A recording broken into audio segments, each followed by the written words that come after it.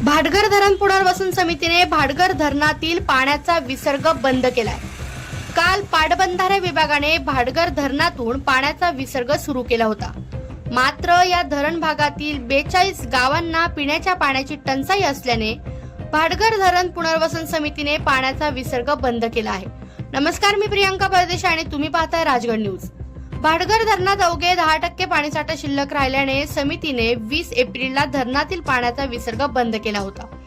मात्र पूर्व भागात मोठ्या प्रमाणात पिण्याच्या पाण्याची टंचाई निर्माण झाल्याने काल 9 मे रोजी धरणातून पिण्याच्या पाण्यासाठी पाणी सोडण्यात आले होते। मात्र भाटघर धरण पुनर्वसन समितीच्या वतीने धरणावर जाऊन पाण्याचा विसर्ग बंद केला।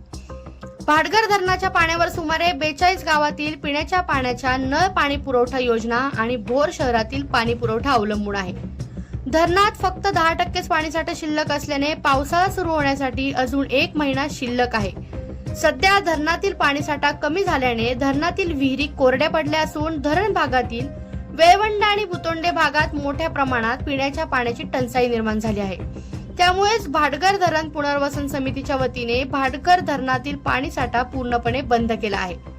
भाटघर धरण पुनर्वसन समिती समवेत बैठक घेऊन भोर शहर आणि धरण भागातील 42 गावातील नागरिकांना पिण्यासाठी राखीव पाणीसाठा ठेवण्याबाबत निर्णय घेणार असल्याचे पुणे पाटबंधारा विभागाचे कार्यकारी अभियंता दिगंबर डुबल यांनी आश्वासन दिल्याची माहिती समितीच्या वतीने विठ्ठल वरखडे व सोमनाथ वचकल यांना देण्यात आली। आपल्या राजगड न्यूज चॅनलला लाईक, फॉलो, कमेंट आणि सबस्क्राईब करायला विसरू नका। अशाच नवनवीन व्हिडिओ पाहण्यासाठी बेल आयकॉनला क्लिक करा।